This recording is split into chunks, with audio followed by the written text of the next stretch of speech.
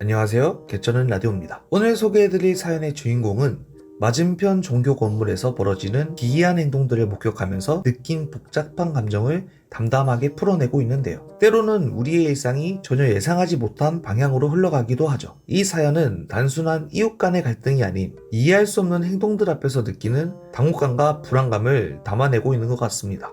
특히 실제로 CCTV에 담긴 실제 모습도 함께 보내주셨는데요. 자, 그럼 지금부터 어떤 이야기가 될지는 지금부터 함께 들어보시죠.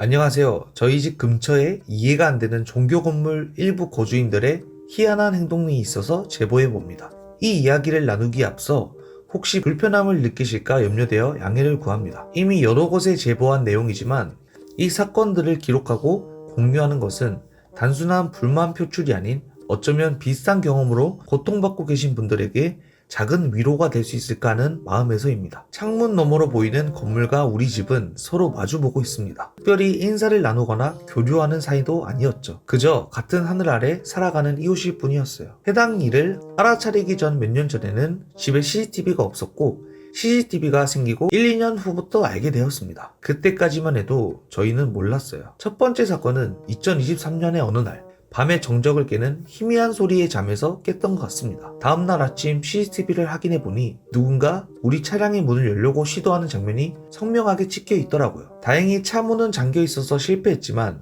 그 모습을 본 가족들은 범인이 아직 어린 나이의 아이처럼 보인다고 말했습니다. 그때는 그저 우연한 사건이라 여기고 특별한 조치를 취하진 않았어요. 하지만 그로부터 얼마 지나지 않아서 우리 집 앞길에서 눈에 익은 얼굴의 소년이 주변에 아무도 없는데도 어깨를 으쓱거리면서 뭔가 자랑스러운 듯한 제스처를 취하는 모습을 목격했어요. 처음에는 그저 지나가는 학생의 장난기 어린 행동으로 여겼지만 후에 차량 절도 시도 영상을 다시 보게 되면서 알게 된 거죠. 두 얼굴이 놀랍도록 닮아 있었던 거예요. 그렇게 몇 달이 흘렀고 어느 날 창밖을 바라보던 중 맞은편 종교 건물의 난간에서 그 익숙한 얼굴을 발견했을 때 충격은 지금도 생생해요. 그 아이는 바로 창문 너머로 보이는 그 건물에 살고 있었던 겁니다. 정말 기가 막혔어요. 부모는 모르는 척을 하는 건지 아이 혼자 버리고 아이가 철저하게 본인 행동을 숨겨서 아이 행동에 대해 전혀 모르는 건지 아직도 여전히 해결되지 않은 채 넘어갔습니다. 그리고 봄이 찾아오면서 두 번째 사건이 시작되었어요. 2023년 3월부터 6월 사이 어느 순간부터 창문 너머로 보이는 그 건물에서 웬 이상한 사람들이 본인들 건물에서 제 억측일 수도 있지만 한 번도 아니고 며칠에 걸쳐서 이쪽 방향으로 플래시를 크게 비추더라고요. 처음에는 실수로 여겼지만 그것이 우연이라고 하기에는 너무도 정확하게 우리 집 창문과 CCTV를 향해 있었고 단순히 비추는 것이 아니라 마치 신호를 보내듯 깜빡이기도 했어요. 창가에 서서 불빛을 바라보면서 드는 불안감은 말로 표현하기가 정말 어려웠습니다. 그것은 단순한 빛이 아니라 누군가의 의도가 담겨 있는 것처럼 느껴졌어요. 더욱 기이한 것은 그 행위가 정해진 시간 없이 불규칙하게 반복이 된다는 점이었습니다. 때로는 한밤중에, 때로는 새벽녘에 그 종교 건물의 테라스나 창가에서 담배란 담배는 세상 물고 펴대면서 저런 행동을 보인다는 게 실제로 치안적 문제를 겪은 집이기도 하고 담배 연기와 함께 번쩍이는 불빛들이 마치 저희를 감시하는 것처럼 느껴져서 매우 불쾌했어요. 그리고 가장 충격적인 세 번째 사건이 일어났습니다. 2023년 4월 15일 새벽이었어요. 이 사건은 실제 해당 시각에 본 건 아니고 CCTV를 통해서 우연히 알게 되었습니다. 맞은편 그 종교 건물집 아래로 저희 집 가족 소유차가 주차가 되어 있는데 그 자리 부근에서 담배꽁초가 엄청나게 고의적으로 볼 수밖에 없을 만큼 많이 떨어져 있더라고요. 그때까지도 다른 특정인들이 그랬거나 하고 말았는데 어느 날 발견하고 말았네요. 발견한 날은 남의 집 지붕과 차에 무슨 억하심정이 있는지 습관적 재미로 하는 건지 맞은편 종교 건물 불빛 비추던 딱 그 자리에서 그런 행위가 벌어지고 있더라고요. 담배를 피우고 던지는데 불이 좀 크게 눈에 띄게 보일 정도였어요. 그걸 맞은편 방향으로 던지더라고요. 불씨도 다 보이게 불이 그대로 붙은 채로요. 한 번도 아니고 여러 번 반복하더라고요. 첫 번째 불붙은 담배꽁초는 맞은편 집 지붕에 갔는데 당사자분들은 모르시는지 아시는지 잘 모르겠는 상황이고 두 번째 불붙은 담배꽁초는 저희 집 가족 소유 차량 지붕에 올라갔어요. 그리고 몇 번인가 더 던지면서 그 행동을 반복하더라고요.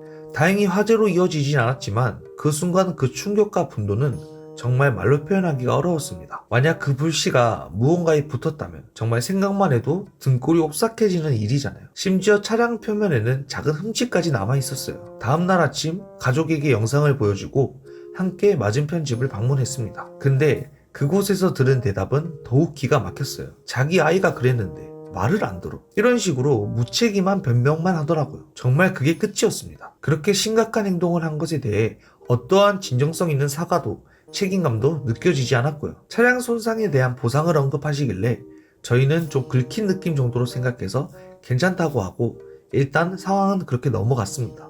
어떻게 이런 위험한 행동을 하는 아이를 제대로 지도하지 않을 수 있는 걸까요? 더욱 충격적인 것은 그 일이 있고도 아무런 변화가 없었다는 점이에요. 오히려 웃기게도 그 사건 바로 다음날 새벽에도 해당 건물을 위해서 뻔뻔히 흡연하고 반성의 기미는 전혀 없어 보이더라고요. 다시 찾아가서 항의를 하고 해도 그 집 부모분들의 이유가 애가 말을 안 듣는다, 어쩌고 저쩌고 그런 식으로 미적지근 매번 요상한 변명만으로 끝이 났습니다. 참 기가 막히죠. 그러한 맞은편 종교 건물 사람들의 대처로 찜찜하게도 맞은편 지붕에 담뱃불이 위험하게 올라간 것은 현재 이도 저도 아닌 채로 지나간 상황이고요. 결국 건물 위에서 흡연과 불빛을 비추는 사건이 계속 반복되자 참다 못해 경찰에 신고했습니다. 경찰이 방문해서 해당 건물 주민들에게 계도 조치를 취하고 떠난 후에가 정말 가관이었어요. 그때도 새벽 시간이었고 주변에 아무도 없는데도 그 학생으로 보이는 아이는 우리 CCTV를 향해 일부러 V 포즈를 취하며 도발적인 제스처를 취하더라고요. 뭐 저런 개념 없는 사람이 다 있나 싶었어요. 아무리 못 배웠어도 지속적으로 한 행동이 있는데 매번 양심 없이 저러는 종교 건물의 저 아이는 대체 왜 저러는 걸까요? 아무리 어리다지만 정말 도대체 무슨 생각인지 모르겠네요. 제 사연은 여기까지입니다.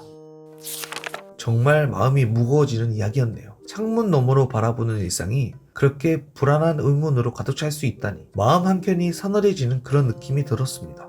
사실 우리 모두는 어쩌면 작은 성과도 같아서 누군가의 섬으로 건너가기 위해선 서로에 대한 이해라는 다리가 분명히 필요한 법인데 오늘 사연 속 종교 건물 주민들은 오히려 다리를 태우고 있는 듯 합니다. 가끔은 우리의 일상이 이렇게 전혀 예상치 못한 방향으로 흘러가기도 하는데요. 제가 저 상황 속 당사자라면 정말 끔찍할 것 같습니다. 여러분 중에서도 혹시 이런 경험이 있으신가요? 이웃과의 관계에서 도저히 이해할 수 없는 상황을 마주하신 적이 있다면 댓글로 여러분의 이야기도 들려주세요. 그리고 여러분의 생각도 궁금합니다. 이런 상황에서는 어떻게 대처하는 것이 좋을까요? 경찰 신고 이후에도 계속되는 도발적 행동에 어떻게 대응을 해야 할지 여러분의 사연도 기다리고 있으니까 개쩌는 라디오 이메일로 사연 많이 보내주세요. 그럼 오늘도 개쩌는 라디오 들어주셔서 감사합니다. 구독과 좋아요 잊지 마시고 다음 방송에서 만나 뵙겠습니다. 안녕.